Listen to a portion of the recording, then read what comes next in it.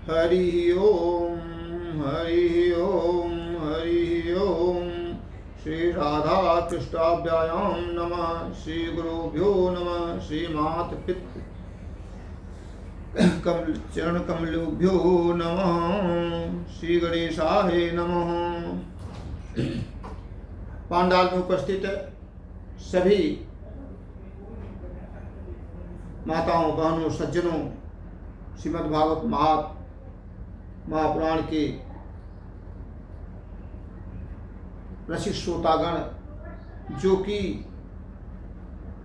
इस प्रकार से भाव सागर में, कथा भाव सागर में डूब करके आप लोग जो कथा सुनते हैं, इससे मुझे पूर्ण विश्वास है। भगवान श्री कृष्ण में निवेदन करता हूँ, आप भाव सागर से निश्चित पार हो जाएंगे। जैसा कहा भी गया है, जो भगवान की अमृतमयी कथा को के भाव में डूब करके कथा का आनंद लेता है और अघाता नहीं, और पिए अमृत रूपी कथा का रस का पान और करे और करे और करें, ऐसा सोचता रहता है, भगवान उसके अंतःकरण में प्रवेश कर जाते हैं कथा के माध्यम से और उसे आवागमन से मुक्ति कर देते हैं। आज हम लोग यहाँ पर श्रीमद्भागवत के प्रथम खंड के प्रथम स्कंद के 15वें अध्याय अथ पंचदशों अध्याय के अंतर्गत कृष्ण विरह व्यथित पांडवों का परीक्षित को राज्य देकर स्वर्ग सिधारना। जैसा कि बंधुओं माताओं, हमने 14 अध्याय बताया कि राजा युधिष्ठिर ने अर्जुन जब द्वारिका से लौट कर बहुत सारे प्रश्नों की झड़ी लगा दी।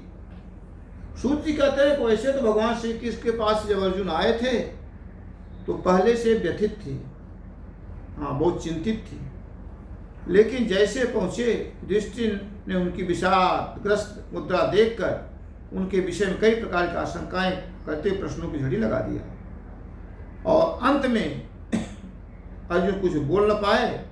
अर्जुन के आंखों से आंसू गिरने लगा। अंतोगत्वा यह हुआ, अर्जुन ने बड़े कष्ट से अपने शोक का वेग रोका, हाथों से नेत्रों के आंसू पूछे और फिर रुदे हुए गले से अपने बड़े भाई महाराज युधिष्ठिर से कहा।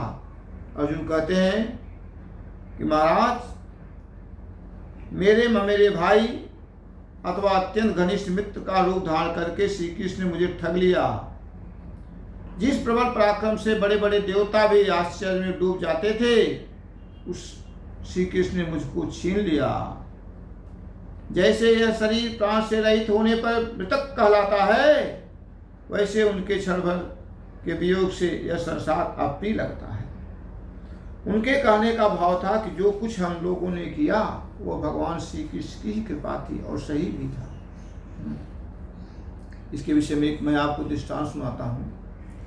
एक बार राजा दुर्योधन ने महर्षि दुर्वासा की बड़ी सेवा किया और उससे प्रसन्न होकर मुनि ने दुर्योधन से वर मांगने को कहा। महर्षि दुर्वासा जी ने कहा, दुर्योधन मैं तुम्हारी सेवा बड़ा प्रसन्न हूँ, मुझसे वर मांगो।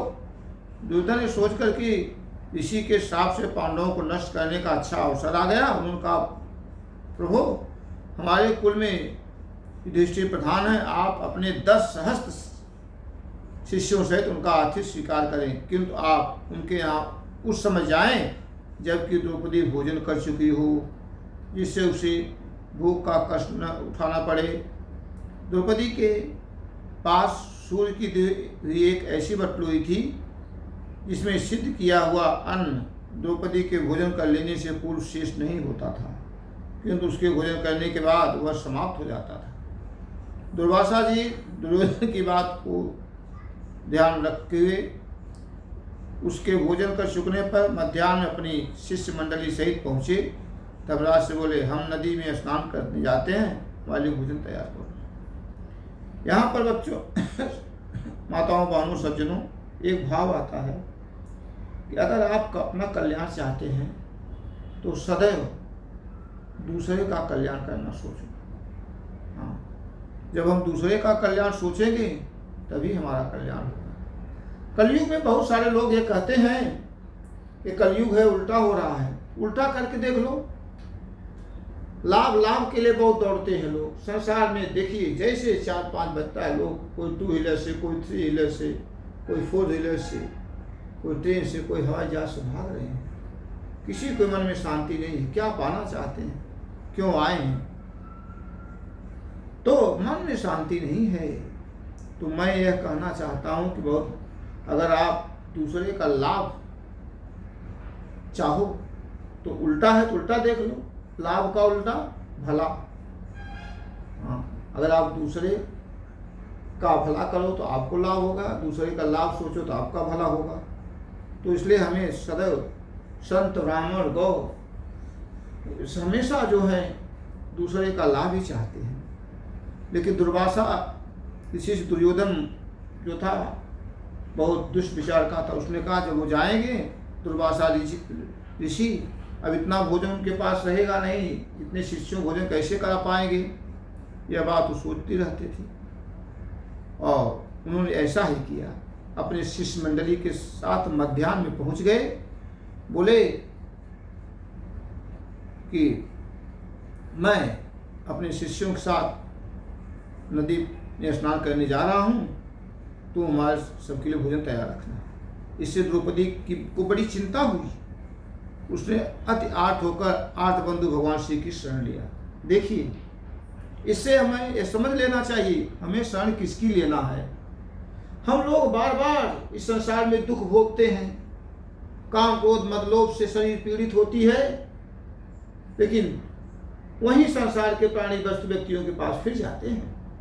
नहीं, कभी भी कुछ भी हो, मैं भगवान श्री कृष्ण के चरणों में निवेदन करके कहता हूँ, आप भगवान श्री कृष्ण की शरण ले लीजिए। जगतपति हैं, जगत गुरु हैं, उन्होंने शरण लिया।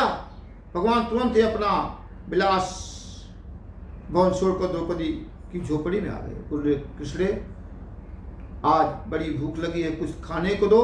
द्रौपदी भगवान की इस अनुपम दया से गदगद हो गई। बोली प्रभु मेरा बड़ा भाग्य है जो आज विश्वम्भर ने मुझसे भोजन मांगा, परंतु क्या करूं, अब तो कुटी में कुछ नहीं। भगवान ने कहा अच्छा वह पात्र तो लाओ जो सूर्य भगवान से प्राप्त हुआ था, बटलोई लाओ, उसमें कुछ होगा ही। द्रौपदी बटलोई ले आई, उसमें कहीं शाक का एक कण लगा था। विश्वात्मा हरि ने उसी को भोग लगाकर त्रिलोकी को तृप्त कर दिया और भीमसेन से कहा कि मुनि मंडली को भोजन के लिए बुला लाओ। भीमसेन का जाओ बुला लाओ, उसको भोजन करें। किंतु मुनिगण तो पहले ही तृप्त हो गए। इसका जब भगवान को जो भोग लग जाता है तो सारा संसार सब तृप्त हो जाते हैं। उन्होंने कहा मैं तृप्त हो गया। सब दुर्वासा को उनके शिष्य मंडली सबको ढेकार आने लगी। बोले बस भोजन कर लिया। इसका भाव सज्जनों यह है कि तुम्हें निवेदित भोजन करही प्रभु प्रसाद पट भूषण दे। भगवान को निवेदन कर दो, कुछ भी जो भी लाओ, बाहर से भोजन लाओ, वस्त्र लाओ, सोना लाओ, निवेदन कर दो तुलसी पर चढ़ाकर, वो सब प्रसाद हो जाएगा। आपके जीवन में मंगल ही मंगल होगा। कहने का भाव मेरा यह रहा, भगवान उसी के घर में रहते हैं। हाँ, भगवान को बड़े बड़े महल, सोने के महल प्रिय नहीं है। हाँ, भगवान किसके घर में रहते हैं? निर्मल मन जन सो मोहि पावा, मोहि कपट छल छिद्र न भावा। जिसका मन निर्मल हो, भगवान निर्मल हैं, उनके हृदय में रहते हैं। अरे समदर्शी इच्छा कछु नाही, हरस शोक भय नहीं मन माही। अस सज्जन मम उर बस कैसे, लोभी हृदय बसई धन जय। समदर्शी हो, कोई इच्छा नहीं हो, सब इच्छा भगवान शरणों। भगवान कहते हैं जो प्राणी अपनी समस्त इच्छाओं को मेरी इच्छा पर छोड़ देता है, मैं उसकी समस्त इच्छाओं के अनुसार कार्य कर देता हूँ। और जो अपनी समस्त इच्छाओं को अपनी इच्छा अनुसार कार्य करना चाहता है तो उसमें कुछ नहीं होने देता।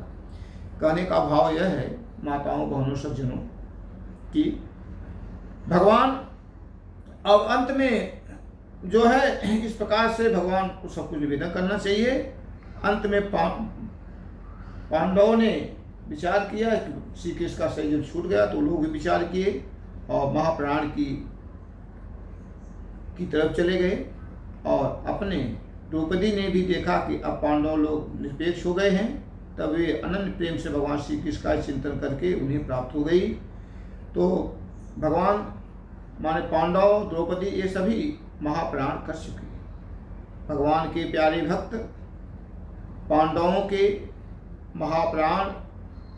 महाप्राण की इस परम पवित्र और मंगलमयी कथा को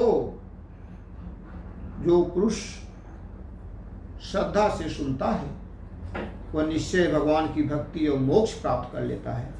इस जीवन में भक्ति रहेगी, प्रेम रहेगा, अंत में भगवान का सायुज्य धाम मिलेगा। जय जय जय श्री राधे, जय जय जय श्री राधे, जय जय जय श्री राधे। वृंदावन।